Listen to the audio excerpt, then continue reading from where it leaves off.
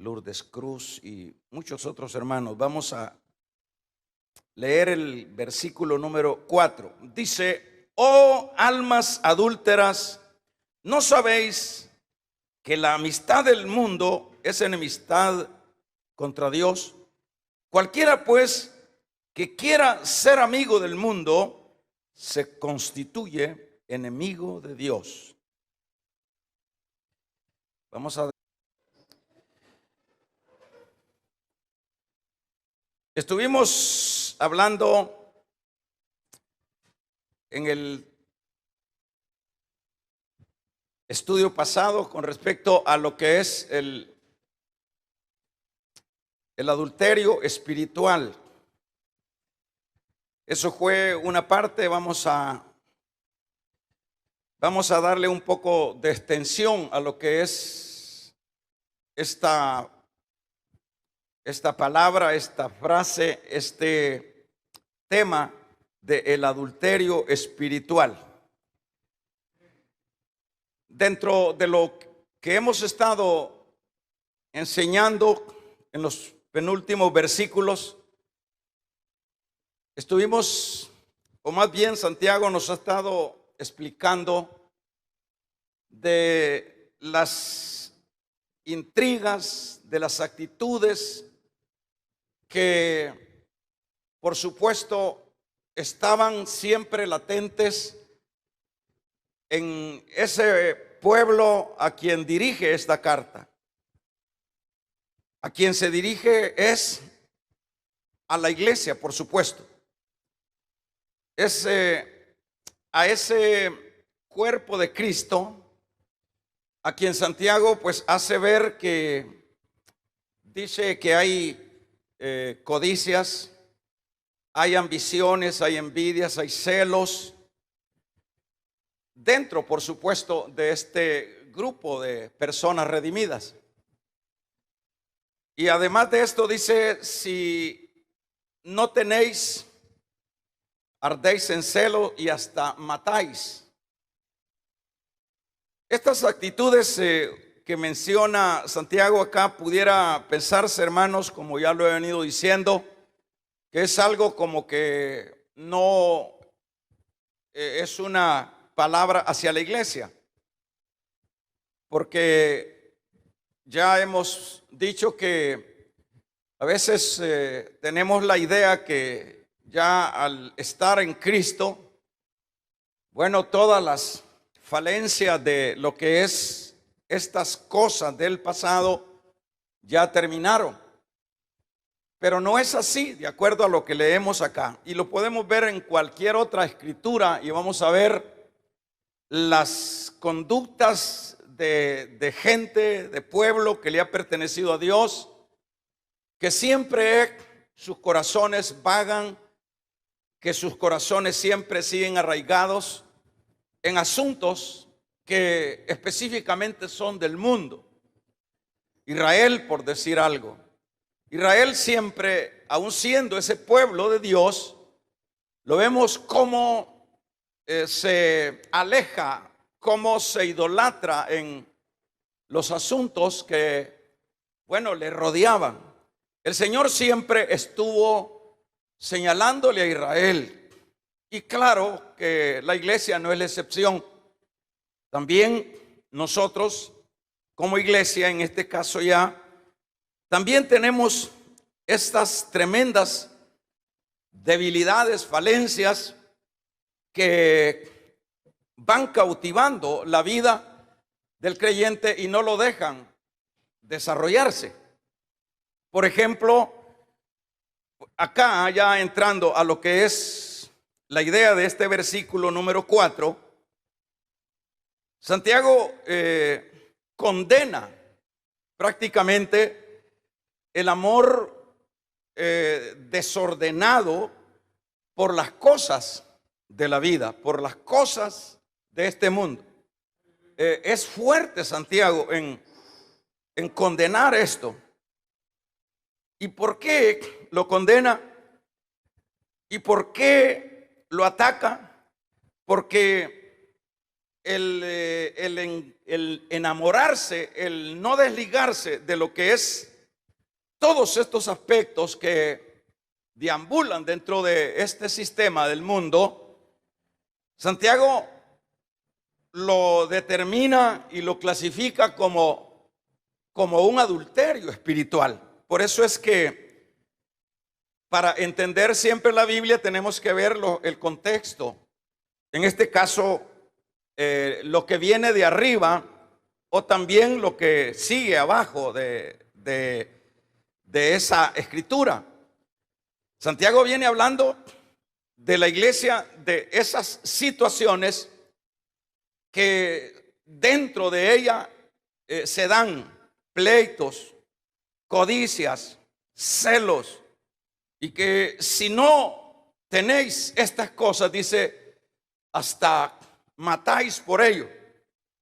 Esto es lo que a continuación en su contexto Santiago dice: oh almas adúlteras.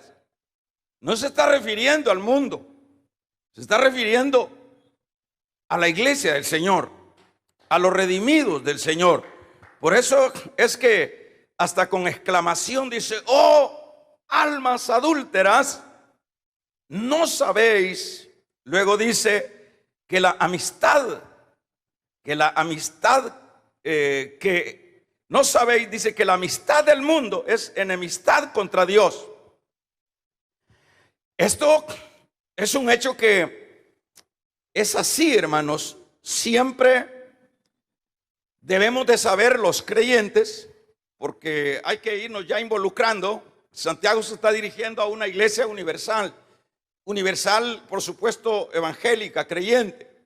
Y de ese pueblo universal, aquí estamos nosotros.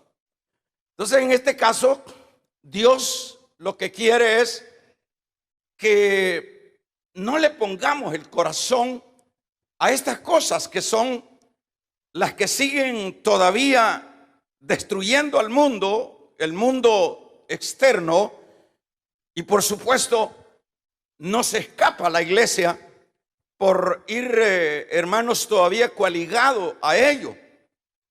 Entonces Santiago, la calificación que da es fuerte, porque a veces uno puede pensar que, bueno, siempre los asuntos pecaminosos es como ir a meterse a un burdel, como matar a alguien, como extorsionar, como uno así lo asocia, que es en sí lo que es en verdad el pecado, lo que ofende a Dios. Pero todas esas cosas, claro que sí son pecaminosas, pero muy poco pensamos nosotros que el amor, es decir, las codicias que hay en el corazón, las pasiones por las pasiones que siguen estando dentro del corazón del creyente, las pasiones por lo de esta tierra, por lo de esto efímero, esto es pecado. Esto, y no solo es adulterio la relación de un hombre con una mujer casada o viceversa, sino que esto es tremendo lo que dice Santiago, que es un adulterio. Oh almas adúlteras, fíjese cómo le llama: no sabéis que la amistad del mundo es enemistad contra Dios. Entonces, aquí podemos ver nosotros tremendamente la palabra, hermanos, expresada en todo su esplendor, en toda su plenitud, diríamos, en toda su claridad, que no solo es aquello que mentí, que no solo es aquello que robé, que no solo es aquello que destruí, que no solo es aquella actitud fornicaria, aquella actitud adulterina, lo que está relacionado con lo que es el mundo que se refiere acá a Santiago y también Juan y otras escrituras, es el sistema, hermanos. El sistema que ha forjado, por supuesto, el diablo, el hombre, para complacencia de él mismo. Ese es un sistema que lo que siempre busca es el yo, es la satisfacción, el obtener para el yo, el alcanzar para mi satisfacción. Todo eso es el egoísmo, todo eso es las ambiciones puramente terrenales. Y eso es lo que se clasifica como adulterio espiritual. Pues en el campo abstracto, Dios quiere, hermanos, que le amemos a Él, que le adoremos a Él. Dios quiere que no haya nada por encima de Él en nosotros, que no haya ninguna pasión terrenal, que no haya ninguna codicia terrenal, que no haya nada que suplante su amor. Porque cuando esto se va dando en la vida personal, por supuesto, de un creyente, y en lo que respecta congregacional, en la vida de una iglesia, en lo general, lo que eso va describiendo es una actitud adulterina. ¿Por qué? Es una infidelidad, dicho de otra manera. Cuando se comete infidelidad en un matrimonio, a eso pues se le llama, ya lo dice acá Santiago en términos espirituales, adulterio, ¿verdad? O almas adúlteras. Hablando de esas almas regeneradas. Cuando dice a continuación, imagínense, dice cualquiera, fíjese, qué tremendo esto, que quiera ser amigo del mundo, cualquiera. Está hablando, bueno, el mundo es ese sistema, ya lo aclaré, y lo que compone ese sistema es el mismo hombre que ha fabricado el sistema para su yo, para sus placeres, deleites, para su vida. Mundo es todo. Mundo es todo. Por ejemplo, alguien pudiera decir, bueno, lo que sería los asuntos de cultura, todo es mundo. Lo que es el asunto del saber, todo es parte del sistema del mundo.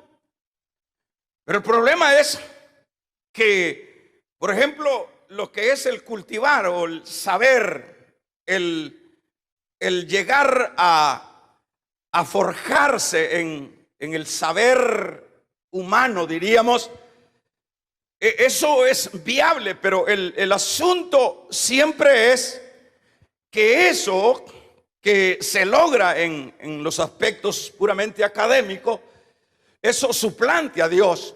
Ese es el problema. El problema no es que la persona se prepare, que la persona se estimule en los aspectos sanos dentro de la vida. Pero el problema está que esas cosas, bueno, suplantan a lo de Dios. A tal grado, le voy a poner un ejemplo así sencillo.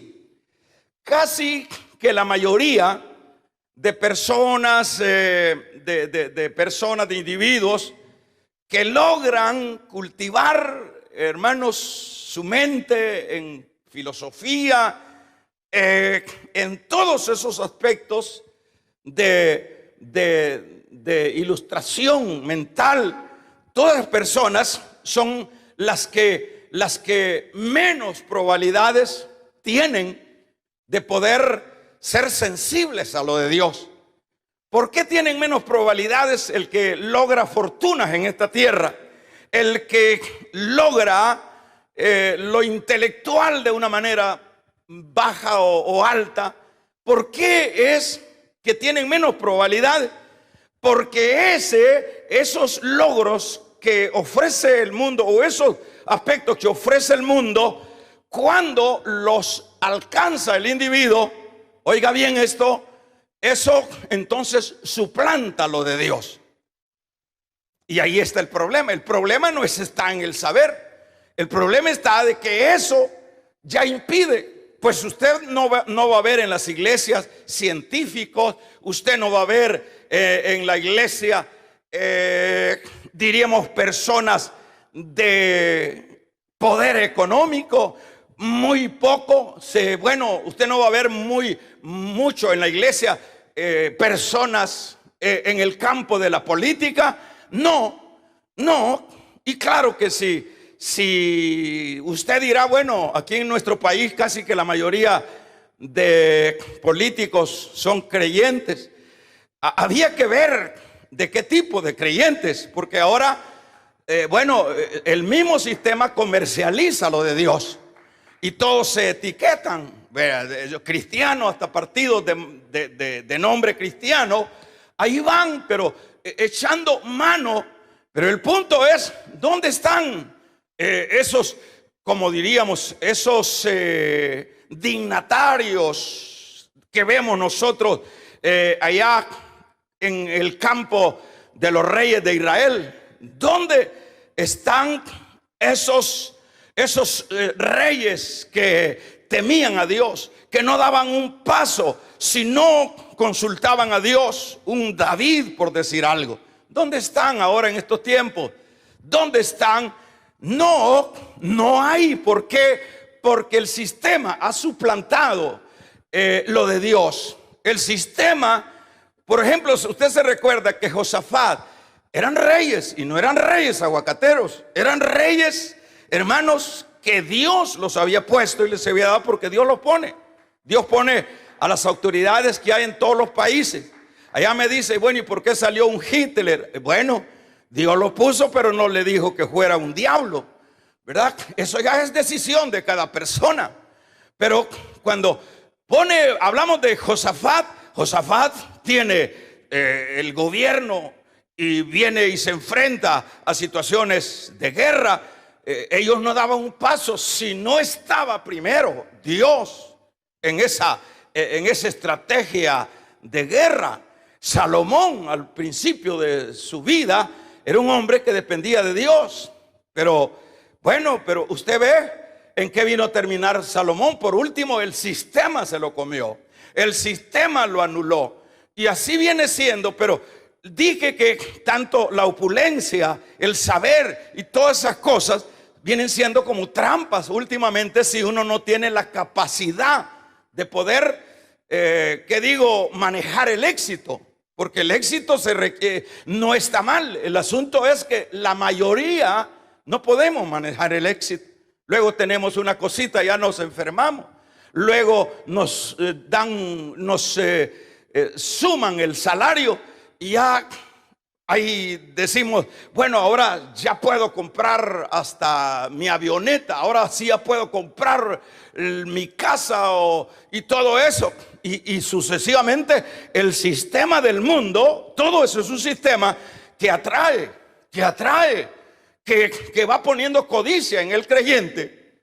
Y eso es poco probable, sobre todo al mundo, hermanos, externo, a que busque lo de Dios, porque no le queda tiempo. Porque es más, lo de Dios viene siendo ya como una mitología para las culturas modernas hoy.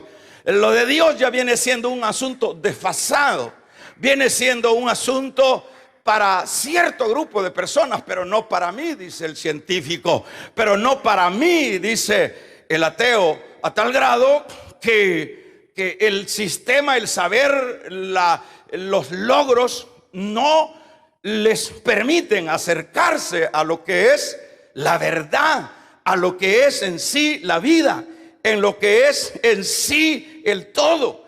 Porque dice, por ejemplo, Juan en su primer capítulo 2 de la primera carta, dice: no améis al mundo ni las cosas que están en el mundo. ¿Por qué dice que no hay que amarlo? Porque las cosas del mundo pasan. Es decir, todo esto es pasajero. Es pasajero, dice Pablo cuando habla allá a los Corintios, ¿dónde está la sabiduría del hombre? ¿Acaso Dios no opacó la sabiduría del hombre. ¿Dónde está el disputador? ¿Dónde está el sabio? ¿Acaso no enloqueció Dios al mundo del saber por su orgullo? ¿Dónde están los imperios? ¿Dónde están las grandes Babilonias? Por eso es que, hermanos, la Biblia es una Biblia, es un libro actualizado, es un libro no de ayer, sino de hoy. Damos un amén. Donde dice Juan: no améis al mundo. ¿A cuál? Al sistema. ¿Y a quién se lo dije? ¿A quién se lo dice Juan? También a la iglesia.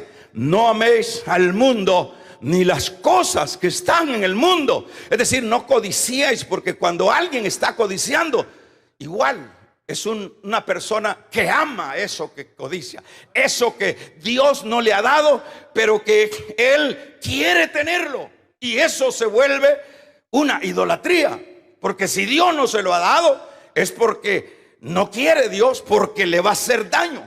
Pero ahí está: si no tenéis, dice, ardéis en celo. Si no tenéis, matáis. Es una cosa seria.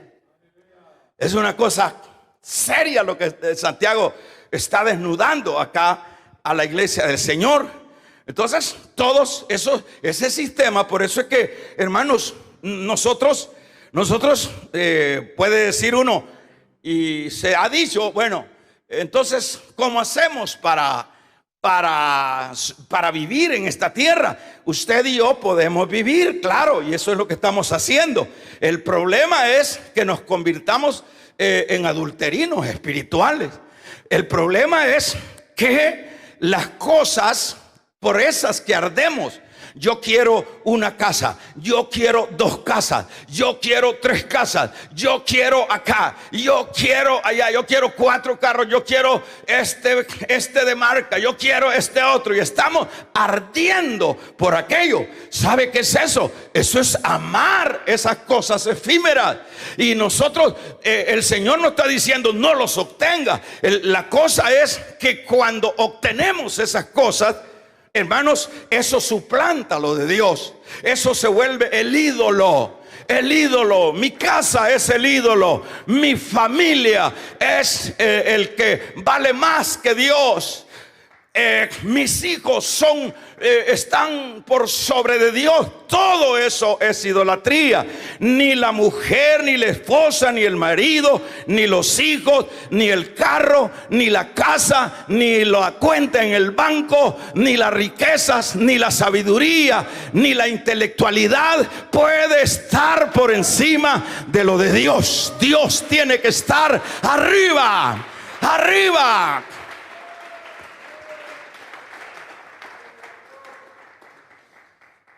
Dios tiene que estar arriba. Y como vemos, lo vemos en la palabra. Si hablamos de Santiago, digamos algo de este apóstol. Acuérdese que Santiago, lo decíamos cuando iniciamos esta carta, que es medio hermano en la carne del Señor Jesús. O sea que Santiago fue uno de los hermanos que no quería al Señor. Uno de los hermanos, sin duda, de los que le decía, ya usted encuentra por ahí, donde le dice: bueno, Jesús, ¿por qué no subís ahora? ¿Por qué no subís a Jerusalén ahora si vos decís que... Usted ve que entre los hermanos hay envidia. Y le dicen: mire el santo, mire que no sé qué. Así pasaba con los hermanos de Jesús. Y este Santiago no era la excepción. Y en esa ocasión le dijeron: si tú decís que sos el profeta, subí a Jerusalén. Y le dijo el Señor: no es mi tiempo todavía. Es decir, ellos tenían envidia de Jesús. Ellos no lo veían, no lo aceptaban como el Mesías, como el ungido de Jehová.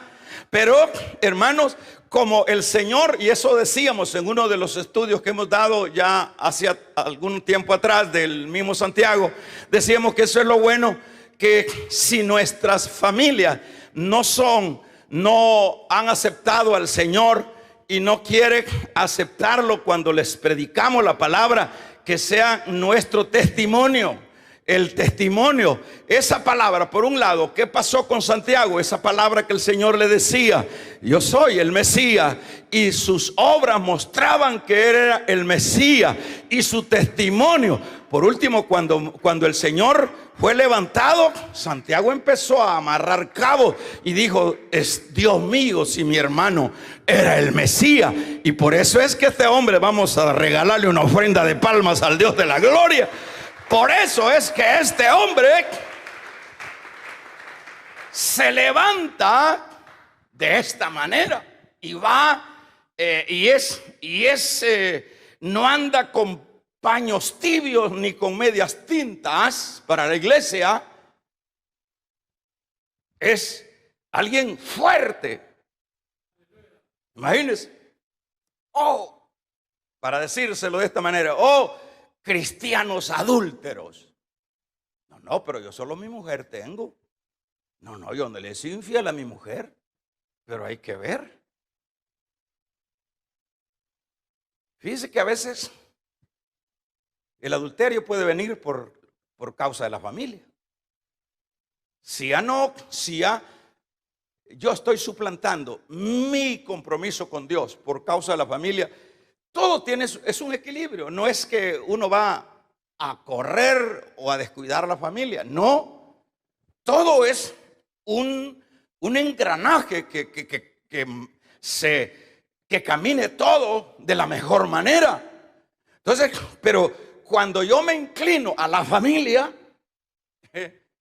fíjese, aquí no es que le vamos a dar vuelta, caemos en un adulterio espiritual. Porque todo lo que suplanta al Señor es infidelidad, igual adulterio espiritual. Viene el trabajo y dice, no, yo el trabajo. Y bueno, no podemos dejar de trabajar, estamos en este mundo y tenemos compromisos y todo eso. Pero ese trabajo, si ese trabajo suplanta lo de Dios, suplanta, es decir, bueno, yo les he contado, hermanos, varias veces, y medio lo voy a contar ahora, de un compañero de trabajo, es decir, de compañero espiritual, lo suplantó el sistema.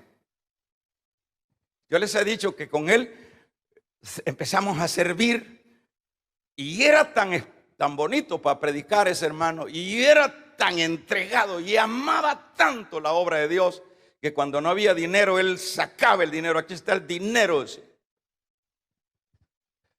Pero los negocios suplantaron al Señor. Yo me recuerdo que le decía, tengan cuidado, hermano. Éramos amigos.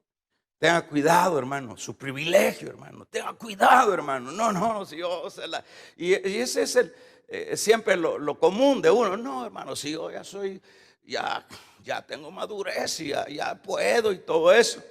Y mire, hermano, tremendo. O sea que lo de Dios debe de ser siempre lo prioritario, sin dejar de hacer lo otro. Porque cuando le damos la prioridad a lo otro, así de sencillo, así de pelado, caemos en el adulterio espiritual. Y averigüemos cuáles son las consecuencias del adulterio. Una de las cosas que Dios odia es el adulterio. Porque ¿qué es el adulterio? Es alterar aquello que Dios ha determinado que este es su nivel, que este es su forma de funcionar.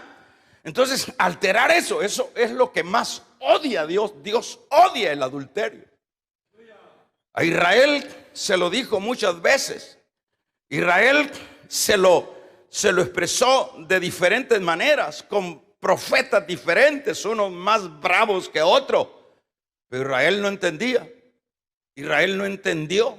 Y eso es, por eso decía que, dado el trasfondo de Santiago, ahora cuando él se da cuenta de que su hermanito, el que sin duda hacían antes de que el Señor saliera a su ministerio, juntos ahí en el taller de muebles que tenía su papá adoptivo, ahí trabajaban todos, sin duda, ese era el oficio de ellos.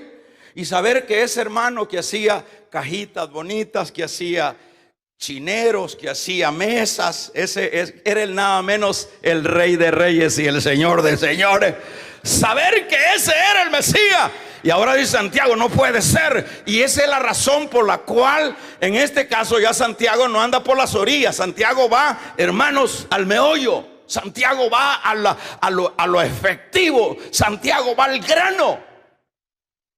Y cuando este hombre, este apóstol está hablando de esta manera, es que está viviendo. Es que es incoherente que alguien exhorte y que no viva lo que está exhortando. Si él está exhortando de esta manera y señalando a los que suplantan a Dios por otras cosas, es porque él está prácticamente sincronizado en la realidad de su entrega incondicional. Entonces, fíjese en este caso, él está diciendo en este versículo todavía, dice, el que ama, el que dice, la amistad del mundo es enemistad contra Dios. O sea, nosotros debemos, voy a hacerles una pregunta. ¿Quién fue el que apresó al Señor? Oiga esto. ¿Quién fue el que escupió al Señor? ¿Quién fue el que le puso las espinas en su cabeza? ¿Quién fue el que le clavó las manos y sus benditos pies? ¿Quién fue? ¿Quién fue? Fue el mundo. Fue el mundo. ¿Cuál mundo? El mundo romano y el mundo religioso de su misma patria. Fue el mismo mundo. Entonces, cuando Santiago está diciendo acá, oh almas adúlteras, no améis al mundo, no tengáis amistad con el mundo, porque la amistad con el mundo es enemistad contra Dios. Quiere decir, esto viene siendo como aquel que mató al hijo, por poner ese ejemplo, como aquel que te quitó la casa y te quedaste en la calle, como aquel que te destruyó la familia, te destruyó todo, y venga ese que ha perdido todo y no, aquí no pasa nada, tú y yo somos un solo. En ese contexto es que está diciendo Santiago que no podemos amar a quien mató. Y no estamos hablando de personas, estamos hablando de un sistema. No pueden amar ese sistema que mató al Hijo de Dios. Entonces no puede ser. ¿Cómo se siente, hermanos? ¿Cómo verá Dios a ese pueblo? ¿Sabe usted qué es lo que Él ha hecho por su iglesia? Nosotros como seres humanos y ahora pertenecientes de su iglesia, fíjese bien, nosotros estamos, como dice Pablo a los Efesios en su capítulo 2 en adelante, dice que estábamos muertos. Nosotros éramos la figura de Lázaro. ¿Cuántos días de muerto tenía? 4 días tenía de muerto. Y no solo tenía 4 días, sino yedía. Esa es la figura de nosotros. Pero ¿cómo fue que sucede el milagro? En el caso de Lázaro, llegó la vida a donde estaba la muerte putrefacta. Y la vida dio una voz. Luis Saladbaki, de ahí salió el muerto de Luis Saladbaki. Vamos a regalarle ofrenda de palmas al Dios de la gloria. De ahí, de esa tumba llena de gusanos. Y me pongo el nombre mío para no vaya a pensar usted o se me vaya a caer de la gracia, hermano, si le menciono su nombre. Usted, nadie. Arruinado, llenos de gusanos. Y allá nos sacó. Pero ¿cómo fue eso? Para lograr eso tuvo que ser molido, como dice el profeta Isaías 53. Fue molido, abatido por nuestros pecados. Fue al Calvario para rescatarnos, para sacarnos de esa condición de muerte. Ahora, hermanos, lo que ha hecho Él por nosotros no es una cosa sencilla. Si nosotros como cristianos llegáramos, entráramos en sí, decir, ¿qué es lo que han hecho por mí? Fuéramos diferentes. Ahora, imagínese que Él tuvo que morir para pagar por nuestros pecados al mundo, para pagar las deudas, como dice Colosenses. Él clavó, dice, cada uno de nuestras, la lista que teníamos, una lista negra, clavó en la cruz todos nuestros pecados, clavó en la cruz nuestra desgracia. Ahí llevó, hermanos, hasta nuestras enfermedades.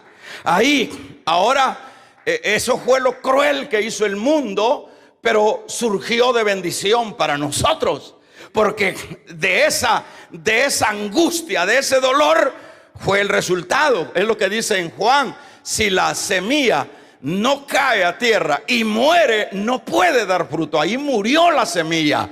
Pero la semilla, hermanos, luego salió un bastaguito, damos un gloria a Dios, y salió y dio fruto. Y el fruto es su iglesia.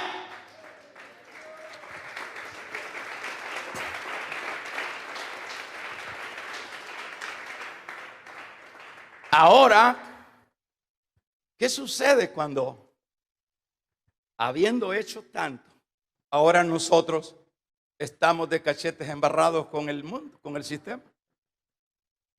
¿Qué sentirá Dios cuando aquello pasajero suplantó su amor? Y muchas veces lo que hacemos como iglesias plurales, cuotitas. Yo preguntaría si el amor de esposos se pudiera sostener con cuotitas.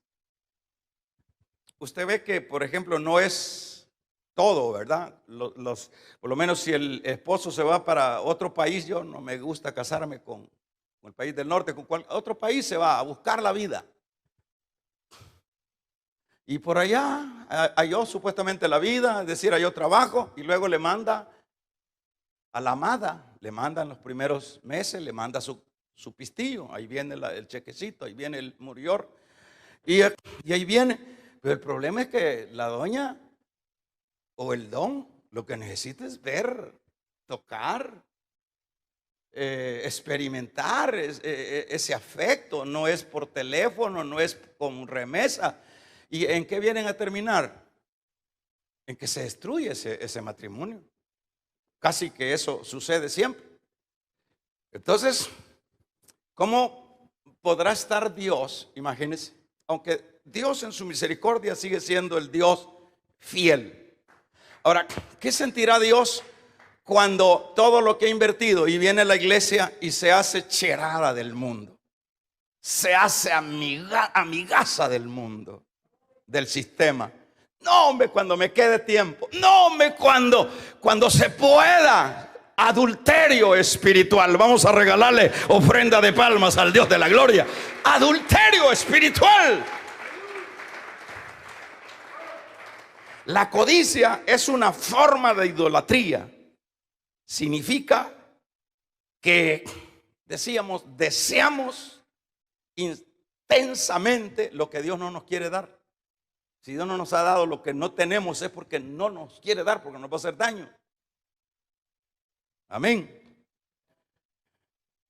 Entonces, eso es lo que indica que hemos, hermano, hecho de las cosas un ídolo, y por ende hemos creado un ídolo por causa de esa idolatría. A tal grado que dice Santiago en su fondo acá, que estamos valorando más esas cosas del mundo que lo que Dios ha hecho. El mundo mató a Dios. El mundo que nosotros seguimos todavía arañándolo. Ese mundo mató a Dios. Y ese mundo, hermanos, ese mundo que mató a Dios, no quiere nada de Dios. Usted ve cómo andamos la iglesia tocando puertas y todos nos tiran agua, nos echan el chucho. El mundo no quiere a Dios, pero por los que murió Cristo sí son compadres del mundo. ¿Qué le parece? ¿No es una tremenda ironía? ¿No es un pecado tremendo? ¿Estamos de acuerdo, hermano Nico? Hágale con la cabeza si quiere así, pues. Amén. Es decir, y le vamos a decir aquí a Donía, ¿estamos de acuerdo, Donía? No se va a morir, hermano. Sí, sí. Amén. Un aplauso al Señor, gloria a Dios. El mundo. Entonces, amamos al mundo. Ahora, Santiago condena ese amor, como decíamos. No améis al mundo, ni las cosas que están en el mundo, dice allá Juan. Ahora, esto, hermanos, cualquiera pues que quiera ser amigo del mundo se constituye enemigo de Dios. ¿Y cómo es eso? ¿Cómo lo entendemos? Yo te amo, Señor. Mire, hermano, uno en la iglesia no es que va aprendiendo a ser criticón, pero va creando un olfato muy persuasivo o muy delicado para ir viendo a veces las exterioridades de nuestras iglesias. A veces uno dice, está bien, ¿verdad? Ojalá sea cierto. Porque si vemos en el caso de Pablo, ¿qué es lo que dijo Pablo? Dijo, con Cristo, dice, pero yo de nada hago caso, me estimo preciosa mi vida con tal de acabar mi carrera. Todo lo he dejado. Con Cristo estoy crucificado y no vivo yo. Es decir, ahí en ese corazón de esa expresión que da Pablo, está diciendo, el rey en mi vida no es el mundo, el rey es Él. A tal grado que dice Pablo que todo, porque si usted no sabía el trasfondo de Pablo era un intelectual. Pablo era un judío de dinero. Vivía en una colonia romana. Cuando se habla de Tarso, Roma tenía un privilegio a los lugares que les determinaban colonia.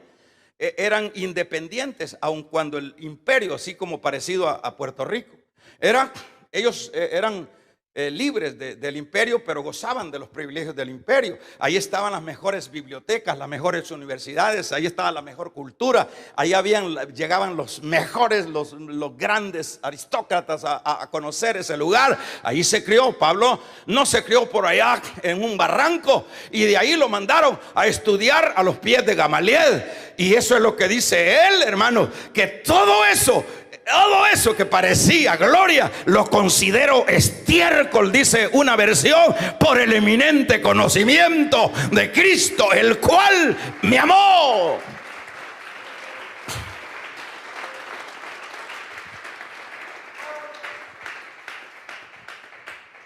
Y nosotros que nos morimos,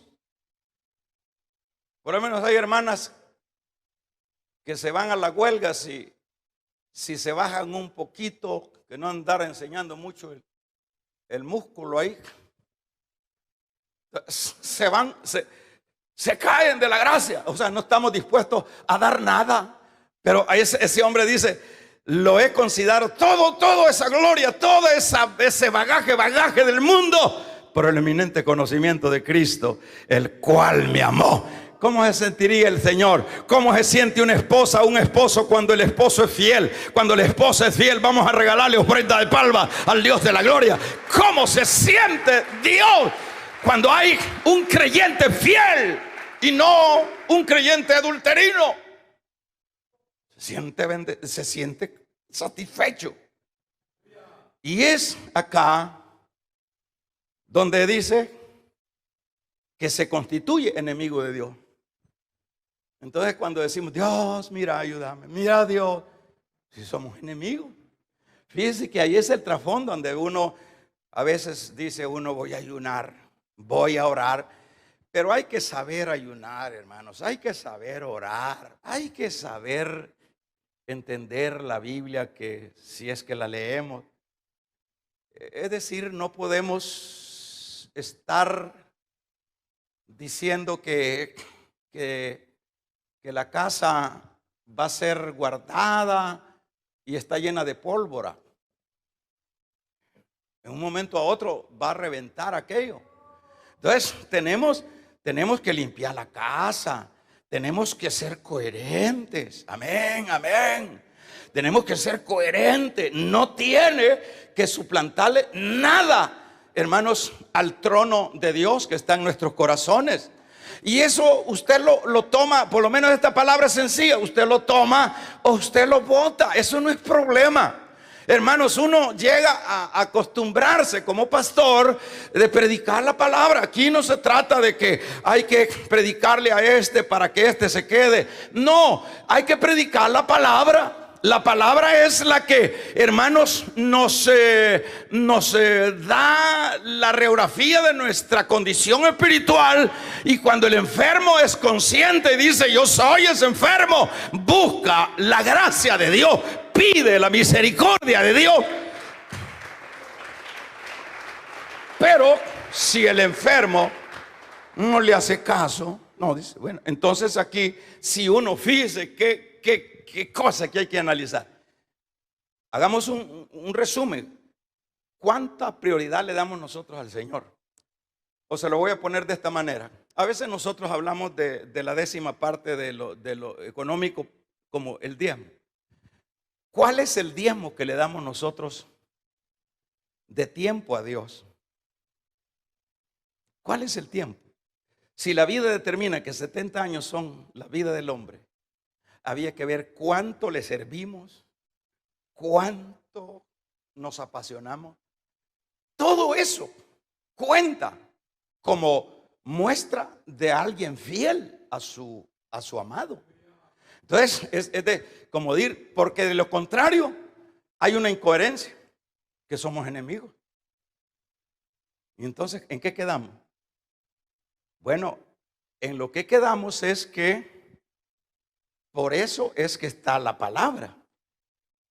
La palabra viene siendo, ¿qué viene siendo la palabra? La palabra viene siendo, es decir, la exhortación a su pueblo. Que si vemos que las cosas no superan, que no pasamos, usted ve cristianos que no crecen, hermano, no crecen, al contrario, van para atrás, van para atrás, van para atrás. Eso es bien normal. Es bastante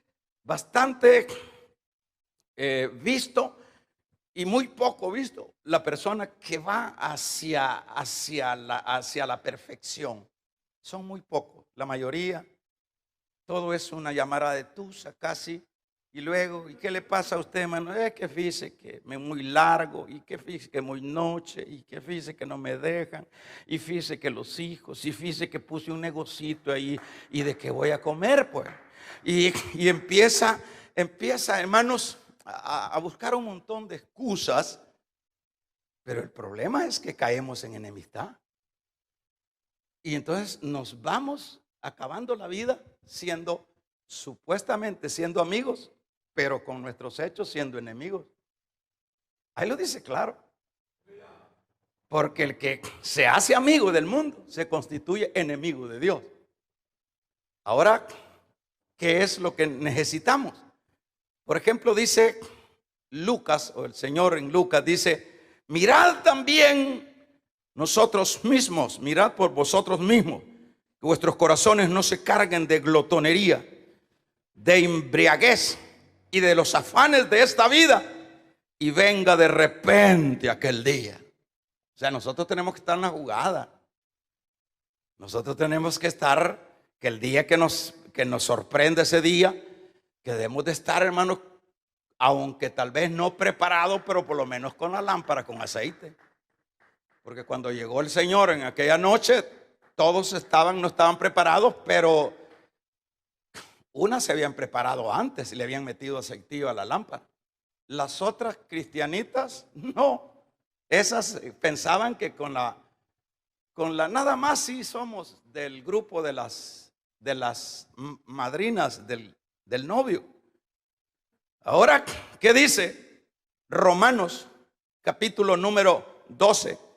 Así que, hermanos, ruego por el amor de Dios que presentéis vuestros cuerpos en sacrificio vivo. En sacrificio vivo. Qué agradable que es el culto racional de Dios. Dicho de otra manera, ruego, hermanos. Un ruego es increíble. Damos un gloria a Dios, hermano. Es increíble un ruego, dice. Así que, hermanos, os ruego por misericordia de Dios que presentéis vuestros cuerpos en sacrificio vivo. Vivo. No un sacrificio muerto, sino vivo, santo, agradable a Dios, que es vuestro culto racional.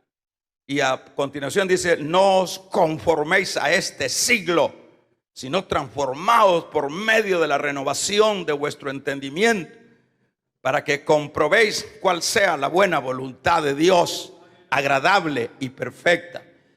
Siempre, en todos lados vamos a encontrar, no se conformen a este siglo. Y no esté pensando que es un siglo de calendario. Está hablando del tiempo del sistema del mundo. No os conforméis a este siglo. ¿Está de acuerdo conmigo, hermano?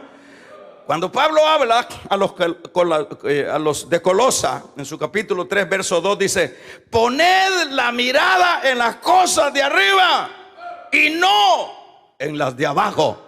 Nosotros tenemos que hacerla de loco, hermanos. Oiga, por favor, nosotros debemos de andar, aunque no físicamente, pero mentalmente, hermanos, internamente, viendo para arriba, viendo para arriba, viendo para arriba, caminando como locos, viendo para arriba.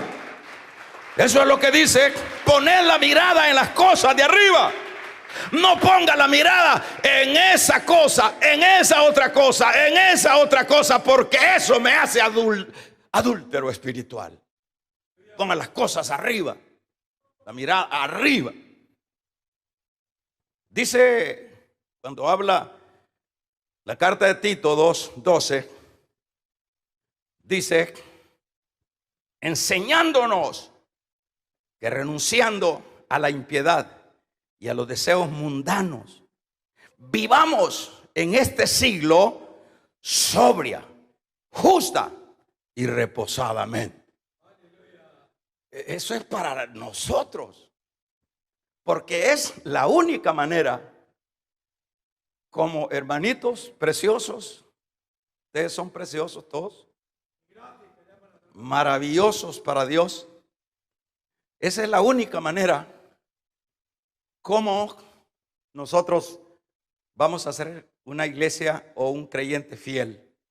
Que la esposa diga, mi marido es fiel. Que el esposo diga, mi esposa es fiel. Que Dios diga, mi esposo es fiel. Eso fue lo que dijo el Señor con respecto a Cristo. Dijo, este es mi Hijo amado en quien tengo contentamiento. Que dijera el Señor, que diga el Señor de usted y de mí. Pero esto no es colectivo, esto es yo. Yo estoy predicando esta palabra y yo me he estado viendo en ella. Porque no se trata de expresarla, es de vivirla. Entonces, que diga el Señor, esta es mi hija amada, esta es mi hija amada, en quien yo tengo contentamiento. ¿Por qué? Porque ella no ha sido infiel conmigo. Él no ha sido infiel conmigo. Pero qué triste es. Por ejemplo, eso es lo que está diciendo, para que vivamos, dice, en este siglo, es decir, en este siglo, en este sistema malo que está por terminar, sobria, No andemos ajolotados, que nos morimos antes del tiempo, que damos, ay, viene la temporada, ay, y pegamos, hermanos, con los palos y nos llevamos de encuentro al otro y le echamos el carro al otro y la temporada, para que andemos quieta y reposadamente. Vamos a regalarle ofrenda de palmas al Dios de la gloria. Aleluya. Nosotros debemos de andar quietos y reposados. Hermanos, debemos de estar sin congojas. Yo no digo que no vengan, pero debemos de quitarnos las congojas. ¿Por qué? Porque el Señor mismo dijo: ¿por qué os afanáis? Porque ¿qué habéis de comer o qué habéis de vestir? ¿No veis las aves del cielo, que no siembran ni hilan, pero mi Padre las alimenta? ¿Cuánto valéis vosotros más que esas aves, hombres de poca fe? Amén. Por tanto dice: buscad. Eso es lo que dice Santiago. Piden en oración si quieren algo. Buscad primeramente el reino de los cielos y su justicia, y esa casa y ese carro y esa vida y ese bien que necesitas será añadido.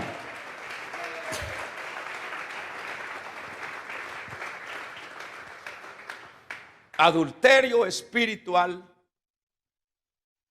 cuando las cosas están por sobre lo de Dios. Finalizo. Ni congregarme puedo, ni orar puedo, ni hacer un ayunito puedo, ni ir a predicar ahí al hogar puedo, ni abrir mi casa para ver no puedo, de que estoy ocupado. Si usted viera, si yo vivo bien ajolotado. Yo conocí un cristianito en Costa Rica, un gran hermano. Al verlo así, pues, que hermano quiere agüita, hermano, y hablando de la Biblia. Y yo le pregunté: ¿y en qué iglesia? Mire, hermano, yo tengo 10 años de estar en este negocito y no me he podido congregar. Vaya, qué cristianos, ¿verdad? ¿Y por qué, hermano? Usted verá cuántos compromisos tengo. Y ni el domingo. No, si es el mejor día, hermano. Cristianos de 10 años sin congregarse, ¿serán adúlteros espirituales o qué dice usted? Así de sencillo. Vamos a ponernos de pie.